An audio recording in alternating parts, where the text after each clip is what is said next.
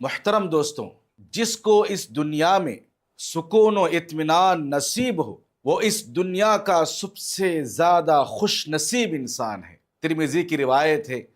رسول اکرم صلی اللہ علیہ وسلم کا ارشاد ہوا، من اصبح منکم آمنا فی سربہ معافی فی جسدہ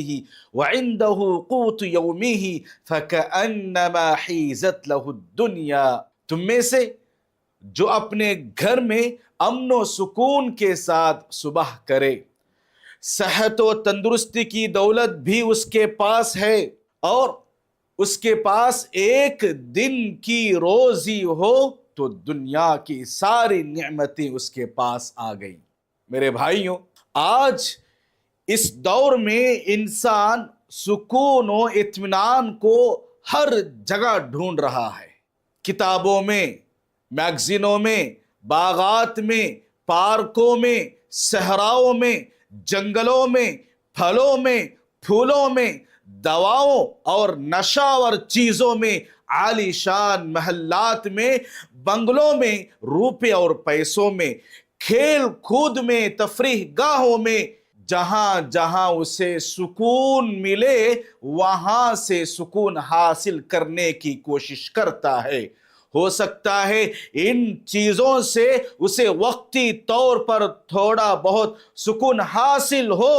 مگر حقیقی سکون جس کا وہ متلاشی ہے، جس کو وہ ڈھونڈ رہا ہے، جس سے وہ آج محروم ہے، بس اوقات ایسا ہوتا ہے کہ سکون اطمینان کھو دینے کی وجہ سے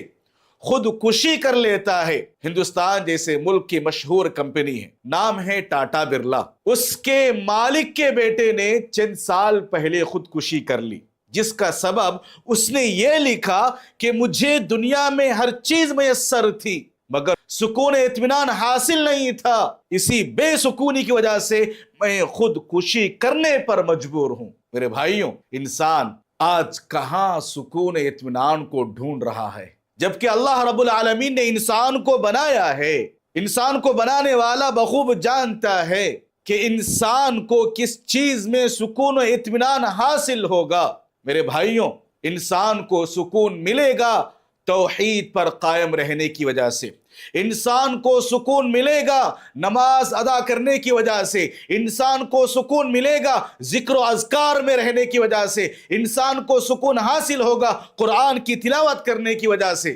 انسان کو سکون حاصل ہوگا اسلامی تعلیمات پر عمل کرنے کی وجہ سے، اور انسان کو سکون حاصل ہوگا سلامتی کی دعا کرنے کی وجہ سے۔ میرے بھائیوں،